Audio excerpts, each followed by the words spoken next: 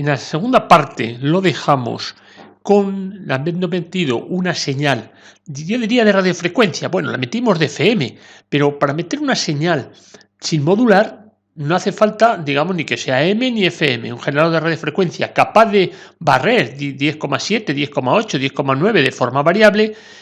Soy capaz yo con esa señal de poder ver los niveles que tengo en la etapa segunda de frecuencia intermedia. Y eso es lo que hay te representado. Ahora vamos a ver un kit, es un kit de transistores, es muy bueno, es muy didáctico, está pensado precisamente para ir aprendiendo la técnica asociada, más claro en este caso a transistores, pero hay etapas que son comunes, las hagas a lámparas, las hagas a transistores, que incluso contiene un test y que el único obstáculo que yo le pongo es que el precio es un poco alto, pero didácticamente es muy bueno. Este es el kit, yo físicamente no lo tengo, esta información me la ha pasado mi amigo Miguel y en él podemos ver, en este kit, pues cómo es un receptor a transistores de FM y de AM. Ya digo que es un manual muy didáctico, con unos test de conocimiento y, por ejemplo, y solamente como curiosidad, te pongo el diagrama de bloques que hace de un receptor de FM y de un receptor de AM. Y como hemos dicho bastantes veces, no hay tantas diferencias. Una de las mayores diferencias que hay es solamente en el detector. Uno es un diodo y en el otro, pues bueno, hace falta un discriminador, bien sea un detector de relación, bien sea un Foster-Selly, es un poco más complicado. Hay que tener en cuenta que tenemos que pasar desviaciones de frecuencia a variaciones de amplitud que atacan a la baja frecuencia para ser escuchadas por el altavoz. Aquí puedes ver cómo indica cómo se hace ese ajuste, más que ajuste en este caso son medidas, bueno, entre ajuste y medidas del segundo bote de frecuencia intermedia. Él habla que con una señal de 10,7 MHz tenemos que tener una tensión pico a pico de 150 milivoltios, pico a pico. Y si no, es que se ajuste un poco precisamente ese transformador, ese segundo transformador de frecuencia intermedia para obtener ese valor máximo a 10,7. Y después dice cómo tengo que moverme a derecha e izquierda de tal forma que vea en qué punto la señal ya es 106 milivoltios pico a pico, es decir, la señal ha caído 3 dB respecto a la original de 150 milivoltios pico a pico. Con eso, luego dice hágase una diferencia, saca el ancho de banda, ¿vale? Y para hacer todo eso, lo único que hemos necesitado es, eso sí, un osciloscopio y un generador de radiofrecuencia que nos dé la capacidad de variarnos y movernos en el entorno pues, de 107, 108, 109 y de ahí hacia abajo. De esa forma, hemos sintonizado en 107 y hemos medido cuánto teníamos, qué frecuencia había cuando pico a pico eran 106 milivoltios. Como ves, estamos en una curva de Gauss. Te puede sorprender, pero ahora vamos a mirar el osciloscopio. ¿Y por qué miramos el osciloscopio? Porque lo que yo pretendo es poder visualizar precisamente esa curva de Gauss o algo que se le aproxime. Entonces, ¿qué es un osciloscopio? Bueno, pues es un tubo de radios catódicos con unas placas horizontales y otras verticales. En las verticales meto yo la señal que quiero visualizar y en las horizontales un diente de sierra que me barre precisamente esa pantalla. Bueno, una cosa parecida a lo que eran los antiguos tubos de televisión, los CRTs, la televisión clásica de las 625 líneas. Bien, claro, dependiendo de la frecuencia que yo le dé, esos dientes de sierra tienen más o menos frecuencia y hay que intentar que esa frecuencia de los dientes de sierra se aproxime a la señal que yo quiero ver, de tal forma que así puedo verlo, digamos, con más detalle. Tanto si me voy para un lado como me voy para otro, o veré mucho si lo veré muy ajustadito, o si le doy hacia el otro lado lo veré tan ampliado que no sabré lo que estoy viendo. Pero bueno, el osciloscopio creo que lo conocéis perfectamente.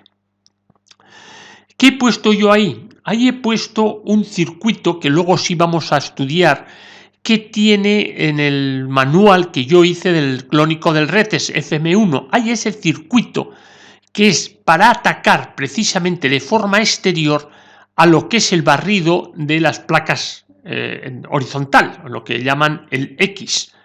Quito el interno del osciloscopio y meto el que me produce ese aparato, que lo veremos en detalle. De tal forma que yo meteré al osciloscopio 50 ciclos y veremos el porqué. Lo primero que quiero es que veas claro esto, que lo que estamos ahora haciendo es cambiar esa base de tiempos, ese digamos sincronismo X, lo cambio por un exterior. Acontece que cuando la frecuencia de lo que hemos puesto en Y y lo que hemos metido externamente por X es igual, que sería el caso 1 a 1, pues nos salen figuras, también el 1 a 2, el 1 a 3. Bueno, estas figuras son las figuras del Ishahus, que creo que también las conoces. Entonces puedes ver incluso cómo podemos ver cuál es la fase entre esas dos señales que son de igual frecuencia o que son de frecuencia doble, de frecuencia triple o de frecuencia cuádruple.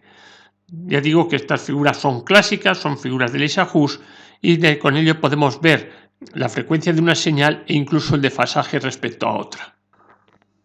Aquí podemos ver la realidad. En la parte del centro, la parte baja, está el desfasador, ese circuito que mete los 50 ciclos a lo que es el eje X, y un oscilador le está metiendo en este momento 50 ciclos al eje Y, y vemos esa figura del Ishahus que, como coinciden las frecuencias, era una circunferencia. Ahora no, ahora está duplicando la frecuencia y lo que es, estaré metiendo 100 hercios y sale la figura que tú estás viendo. Se puede ver que estoy en una frecuencia, según el oscilador, muy próxima a los 100. De todas formas, creo que no está bien calibrado ese oscilador, porque tendría que indicar los 100. Ya la estoy llegando a los 50 y verás como la imagen, cuando estoy ya alrededor de los 50 hercios, es una circunferencia. Pero vuelvo a insistir, creo que ese oscilador que tengo no está bien regulado, porque lo que sí es cierto que sobre el eje X le estoy metiendo yo los 50 hercios, los estoy sacando de la red. Entonces eso seguro que son 50. Y ahí estoy yo pues por 49 más o menos.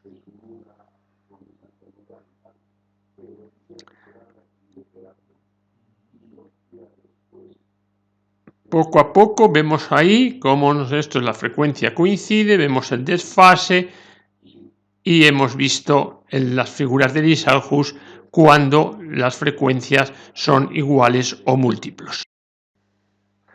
Recordarás que nosotros autoconstruimos lo que es el generador Retes FM1, o lo que es lo mismo que un HIT. Hay un HIT que también es, yo creo, FM01 o algo así, que es idéntico. Lo único que hizo Retes fue traducir su manual. Lo único, lo demás es clavado. Bien, pues ese equipo que es, y esquema, lo estás viendo ahí, tiene lo que se dice el bobulador. Y eso es lo que quiero que entiendas qué es el bobulador y por qué he hecho antes la introducción de lo que es el osciloscopio metiéndole una señal por el eje X. Ves que en las características y especificaciones de este equipo, ahí lo he sacado en inglés, lo he sacado del HIT, él habla precisamente que para la frecuencia intermedia usa una señal de 10,7 megaciclos. Tendría que haber puesto megaciclo partido segundo, que es hercio, pero pone MC. Eso, bueno, la M en minúscula. Digamos que la nomenclatura de las unidades es totalmente corregible. Pero bueno, entendemos que tiene una señal de 10,7 megaciclos y después tiene lo que habla de un ancho de banda de 200 kilociclos a 1 megaciclo. Eso es lo que hace, es decir, nosotros lo que alrededor de esa frecuencia de 10,7 tenemos capacidad de variar, en este caso 1 megaciclo, es decir, 500 kilohercios a cada lado de 10,7. Ha habido un seguidor del canal, Josep, que ha tenido el detalle de enviarme la información provisional de lo que es el bobulador LME VF270. Estamos buscando precisamente este esquema, el esquema del modulador de FM de LME modelo VF270. Josep tiene la particularidad que es hijo de un constructor de radios catalán que era Radio René. Entonces, bueno, sigue con la añoranza, no me extraña, ¿no? La añoranza de todo lo que su padre hizo y que hicieron muchos radiotécnicos y muchos pequeños fabricantes de kit o fabricantes de radios que en aquella época en la cual la tecnología y los medios eran escasos, ese esfuerzo suyo favoreció pues que la gente pudiera tener su propia radio. Bien, pues volviendo a lo que es la información de este modulador, vemos cómo indica que tiene una desviación de frecuencia de más menos 0,5 megaciclos segundo. Aquí sí están bien puestas las unidades, aunque yo prefiero decir hercios, pero aquí verás que la M está en mayúscula, ciclo segundo está, digamos, en minúscula, ciclo partido segundo, lo que es el hercio. Entonces, este LME, yo tengo generador de radiofrecuencia de LME, que es el que has visto muchas veces, pero ese no tiene modulador. En cambio, este modelo VF270, que, insisto, buscamos el esquema, sí tiene modulador. ¿Y en qué consiste el modulador? Bueno, pues el modulador consiste en variar la frecuencia alrededor de 10,7. ¿Qué rango? Pues hemos visto que tanto uno como otro ronda el megahercio. 500 kilohercios a cada lado. ¿Y cómo se consigue? Pues se consigue con un elemento que sea capaz de hacer esas variaciones de frecuencia en un entorno fijado. Y en este caso, en el que esto es el circuito RETES, el HIT, ese que hemos hablado, que nos autoconstruimos, lo hacen con un diodo Varicap. ¿Y cómo varía yo la capacidad del diodo Varicap? Pues como siempre, variando su polarización. ¿Y cómo varía su polarización? Metiendo una tensión alterna, en este caso pues de 6 voltios, yo creo que aprovecha la tensión de filamentos, una tensión alterna que me va a hacer que variando esos 50 hercios por segundo, yo paso de tener una polarización 0 a tener una polarización máxima de, pues eso, de 8 voltios pico a pico, 8 voltios de pico, vuelve a 0, 8 negativos, así sucesivamente. Es decir, estoy haciendo unas variaciones de tensión en la polarización del diodo que se van a reflejar como unas variaciones de frecuencia alrededor de los 10,7 megahercios. Como hemos dicho, para poder ver esa famosa curva de Gauss es necesario tener un modulador, pero también es necesario en el osciloscopio, en el eje X, meterle una señal, digamos que varía como de alguna forma, de la misma forma que está variando la frecuencia del modulador, es decir, una señal de 50 hercios. Para ello, ¿qué hacemos? El circuito que estás viendo. Y ese circuito que estás viendo, mi amigo Javier le ha hecho dos cosas, digamos, por física, por matemática, por ecuaciones, ha sacado cuánto es cuando la resistencia de 20K es 0, tenemos una señal de salida de, me parece que es pico a pico de 5 voltios y tenemos una señal respecto a la entrada desfasada 124 grados. Cuando la resistencia es máxima, 250K, baja un poco la señal pico a pico, es de 4,61 y la señal es desfasada respecto a la entrada menos 23 grados. Es decir, que tengo un rango de variación desde los 124 grados hasta los menos 23. Y si nosotros leemos cómo es el circuito, que se lo tiene incorporado, o sea, el LME que hemos hablado, este circuito desfasador lo tiene dentro del propio aparato, pues dice que consigue variaciones de fase respecto a la entrada de 200 grados. ¿Para qué son estas variaciones de fase que, en el caso concreto del que nosotros vamos a construir, está hecho con el potenciómetro 250K? Pues para intentar hacer perfectamente simétrica la curva de respuesta que tenga yo del filtro de frecuencia intermedia. Como verás, se hace con un transformador de 6,5 voltios con toma media. Yo tenía uno, dije, bueno, voy a medir cuánto me da de tensión eficaz, y efectivamente daba los 6, bueno, no llega ahí a 6,5, pero vamos, estamos alrededor de los 6 voltios suficientes y válidos para lo que yo quiero hacer. Ya lo hemos ejecutado, es muy sencillo, son los pocos componentes que tú has podido ver en el esquema y ahora vamos a ver qué señal nos presentan en el osciloscopio. Una señal en el osciloscopio pues de 50 Hz, que es lo que andamos buscando.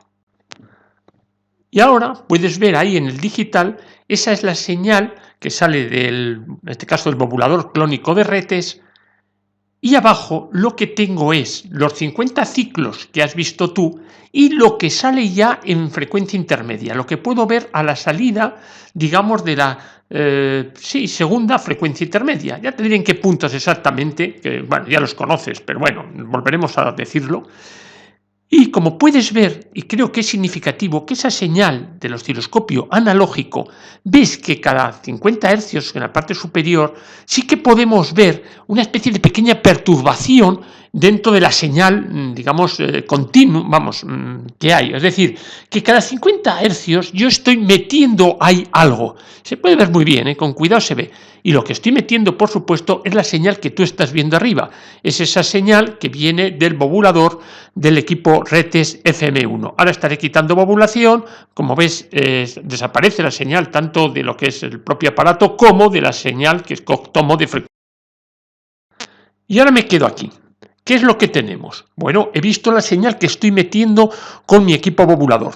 La señal en el tiempo, que es la que estás viendo arriba.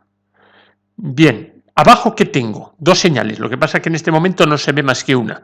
Tengo una señal que corresponde a la salida de frecuencia intermedia y en otro canal, eso lo tengo en el canal Y y en el canal X, digamos, que es canal 2, luego ya veremos qué significa lo del X. Lo que le he metido son los 50 Hz que vienen del desfasador. ¿Qué nos falta ahora? Lo más importante, digamos la clave de todo esto, ¡clac! Darle de tal forma que quito lo que es la base de tiempos interna del osciloscopio y meto como base de tiempos de ese canal X, lo que meto es el canal 2. ¿Qué es lo que voy buscando? Evidentemente la curva de Gauss o algo similar. Espero que te haya gustado. Muchas gracias.